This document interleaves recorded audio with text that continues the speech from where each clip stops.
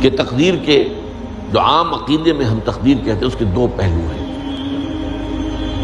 ایک پہلو ہے ما اصاب علی الانسان، جو کچھ انسان پر آتا ہے مصیبت، جیسے ابھی آیت میں نے پڑھی ما اصاب من مصیبت فی الارض ولا فی انفسکم۔ ہم ہر وقت زد میں ہیں، کوئی تکلیف آ گئی، کوئی مصیبت آ گئی، کوئی بیماری آ گئی، کوئی حادثہ ہو گیا، کوئی بچہ فوت ہو گیا، کوئی عزیز جو ہے وہ فوت ہو گیا، یہ ہر وقت حوادث ہے۔ تو جو بھی کچھ پیش آتا ہے وہ علم خداوندی میں ہمیشہ سے تھا۔ یہی وجہ ہے کہ ایک اور حدیث ہے ابن الدیلمی سے، لمبی حدیث ہے وہ، لیکن اس کے اندر جو آخری ٹکڑا ہے وَتَعْلَمَ، یعنی انسان کے نجات کے لیے لازم ہے کہ یہ بات بھی تم جان لو انما اصابک لم یکن لیخطئک وانما اخطأک لم یکن لیصیبک وَلَوْ مِتَّ عَلَىٰ غَيْرِ هَذَا، اگر تم اس کے سوا کسی صورت پر ہوگے تو جہنم میں داخل ہو جاؤ گے، دخلت النار۔ یہ جان لو کہ جو چیز تم پر آئی وہ آنی ہی آنی تھی۔ دیکھیے ہوتا کیا ہے، کاش کہ میں اگر یوں کر لیتا تو یہ نہ ہوتا، بس یہی ایمان بالقدر کے منافی ہے۔ جو ہوا ہے وہ اللہ تعالیٰ کے ہاں تو پہلے سے طے تھا، ہونا ہی تھا۔ تمہاری کوئی تدبیر، کاش کہ میں اس وقت یہ کر لیتا، یہ لو، اسی لیے ایک حدیث میں الفاظ آئے ہیں ان کلمۃ لو تفتح عمل الشیطان، اس لو سے، کاش، اس سے شیطانی عمل شروع ہو جاتا، کاش کہ یہ ہو جاتا، کاش میں یہ نہ کرتا، کاش کہ ہو جاتا، تو یہ نہیں۔ تعلم انما اصابک لم یکن لیخطئک، تو جان لے اس بات کو کہ جو چیز تم پر آئی ہے وہ ہرگز ٹلنے والی نہیں تھی۔ کوئی تدبیر تم کر لیتے، کوئی کسی وقت کوئی ہیلا کر لیتے، کوئی تم قدم اٹھا لیتے، کچھ بھی کر لیتے، وہ تو آنی ہی آنی تھی۔ وما انما اخطاک، جو چیز تم سے چھوٹ گئی، رہ گئی، نہیں ملی۔ ایک ویکنسی ایڈورٹائز ہوئی تھی، آپ نے بھی درخواست دی تھی، آپ کو نہیں ملی، اب آپ ہو کاش کہ میں نے فلاں سے سفارش کرا لی ہوتی، بس گئے۔ تو جو چیز چھوٹ گئی وہ چھوٹ جانی ہی تھی، اس میں قطعاً جو ہے کوئی شکل، کوئی تدبیر، کوئی سفارش، کسی طرح کا کوئی بھی ہیلا، کوئی جو ہے اس میں کارگر نہیں ہو سکتا تھا۔ لم یکن لیصیبک وَمِتَّ عَلَىٰ غَيْرِ ذَلِكَ، اگر تو اس کے سوا کسی کیفیت پر تیری موت واقع ہوئی، اگر یہ یقین نہیں ہے، یہ ہے تقدیر کا وہ مفہوم کہ جس کا تعلق ہے علامہ اصاب الانسان، جو انسان کے اوپر وارد ہو رہا ہے، اس کے ضمن میں تقدیر کا مفہوم کیا ہے کہ جو ہوا ہے وہ تو ہونا ہی تھا، اس میں تو کسی شک و شبہ کی گنجائش نہیں، بالکل قطع اللہ تعالیٰ کا فیصلہ ہے۔ البتہ در حقیقت ایک دوسرا پہلو ہے، ما یفعل الانسان، وہ جو انسان کرتا ہے۔ یہاں آ کر یہ تقدیر کا مسئلہ بہت ٹیڑھا ہو جاتا ہے۔ آیا میرے اندر کوئی اختیار بھی ہے کہ نہیں؟ Do I have any free choice؟ یا ہر شخص پہلے سے طے ہے؟ تقدیر کا ایک عام مفہوم یہ ہے، اور اس مفہوم میں بھی بعض روایات بھی ہیں جو اس کی تائید کرتی ہیں کہ ہر چیز پہلے سے طے ہے، لکھی ہوئی۔ اور یہ جو حدیث ہم نے ابھی پڑھی ہے، یہ گویا کہ اس کی ایک مثال ہے کہ وہ جو لکھ دیا گیا تھا، فرشتے نے لکھ دیا تھا، رحم مادر میں لکھ دیا تھا، شقی او سعید، یہ بدبخت ہے یا سعادت مند ہے۔ تو ایک شخص پوری عمر نیکی کے کام کرتا رہا، آخری وقت میں آ کر کوئی ایسا حادثہ پیش آ گیا کہ وہ اہل جہنم کے سے کام شروع کر دی اور جہنمی ہو گیا۔ یا ایک شخص ساری عمر جو ہے جہنمیوں کے سے کام کرتا رہا، آخری وقت میں آ کر کوئی ایسی توفیق ملی، کچھ ایسا معاملہ ہو گیا، توبہ کر لی اور اس نے جو ہے اہل جنت کے سے اعمال شروع کر دی۔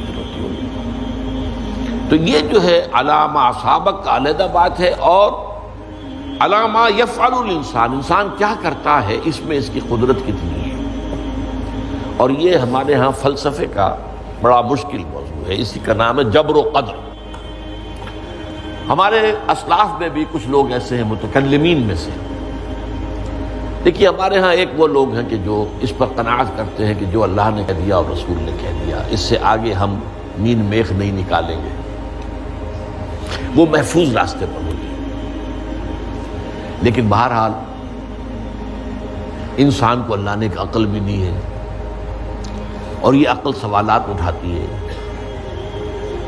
اور جو زیادہ ذہین انسان ہوتے ہیں ان کے اندر ان کی یہ مصیبت زیادہ ہوتی ہے، لہٰذا وہ تو سوچتے ہیں، کچھ نہ کچھ غور و فکر کرتے ہیں، بات سمجھنے کی کوشش کرتے ہیں۔ اس میں اب ہمارے ہاں دو طبقے ہو گئے، جبریہ قدریہ۔ ایک نقطہ نظر یہ ہے کہ انسان مجبور محض، کوئی اختیار نہیں، اور ایک یہ ہے کہ انسان قادر مطلق ہے، جو چاہتا ہے اپنے فیصلے میں مختار مطلق ہے، وہ فیصلہ کرتا ہے۔ انہیں قدریہ کہتے ہیں۔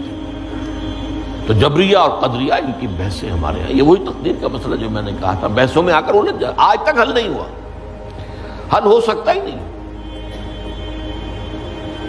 اب اس کے ضمن میں علامہ اقبال کا ایک شعر آپ کو سناتا ہوں، وہ بہت اچھا لگتا ہے، بہت خوبصورت لگتا ہے شعر ہونے کے اعتبار سے۔ تقدیر کے پابند جمادات و نباتات، مومن صرف اللہ کے احکام کا پابند۔ اس میں انسان سے پابندی کی نفی کر دی گئی ہے، وہ صرف پابند ہے اللہ کے احکام کا۔ نتیجے کے اعتبار سے تو جو یہ شعر کہہ رہا ہے، جو بات وہ صحیح ہے، پابندی اصل جو ہے وہ اللہ کے احکام کی ہے، لیکن یہ کہ تقدیر کی پابندی سے انسان بھی پوری طرح آزاد نہیں ہے۔ یہ سمجھ لینا کہ یہ جمادات و نباتات ہی کا معاملہ، یہ غلط ہے، یہ مبالغہ ہے۔ ظاہر بات ہے کہ شاعر جو ہے، شاعر مبالغے سے بچ نہیں سکتا، چاہے وہ علامہ اقبالی ہو، کوئی بھی ہو۔ تو اسی لیے سورہ شعراء کے اندر جو عام شعراء کی جو صفات بیان ہوئی ہیں وہ آپ کے ذہن میں آ گئی ہوگی۔ مبالغہ کرتے ہیں، فی کل واد یہیمون انہم یقولون ما لا یفعلون، وہ کہتے بھی وہ کچھ ہے جو کرتے نہیں ہیں، اور یہ بات تو علامہ اقبال پر بھی چشمہ ہوتی ہے۔ بہرحال یہ شعر ذرا پھر نوٹ کیجئے، تقدیر کے پابند جمادات و نباتات،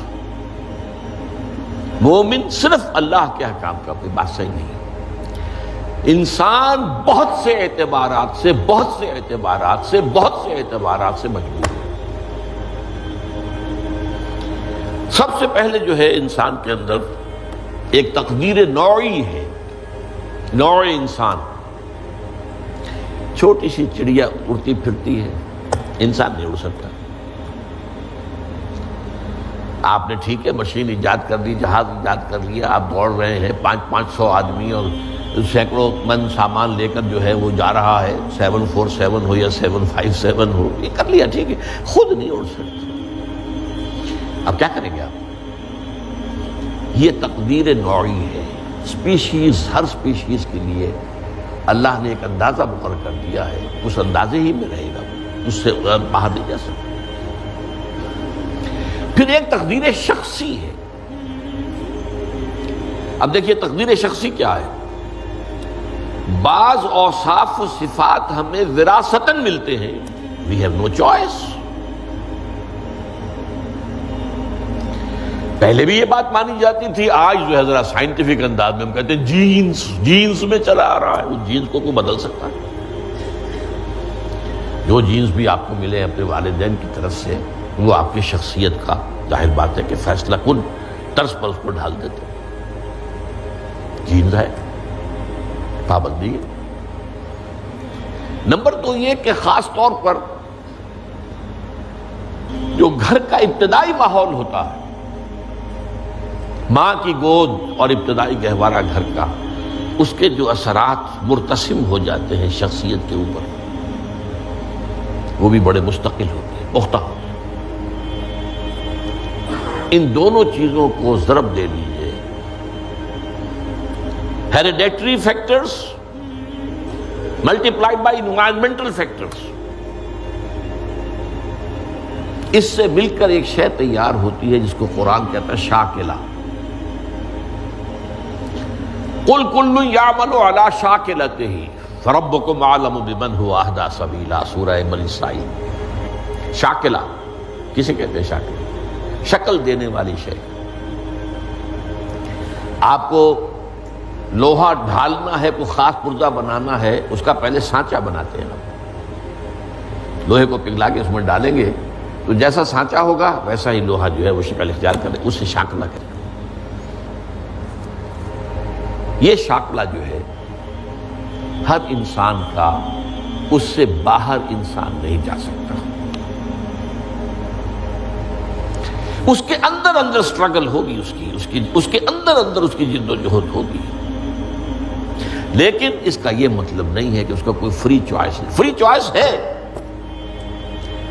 لیکن وہ فری چوائس انہی حدود کے اندر کام کرے گا، اس سے باہر نہیں۔ اس بات کو مختلف احادیث میں حضور نے بہت خوبصورتی سے بیان کیا۔ ایک حدیث بڑی اہم ہے، بڑی اہم ہے۔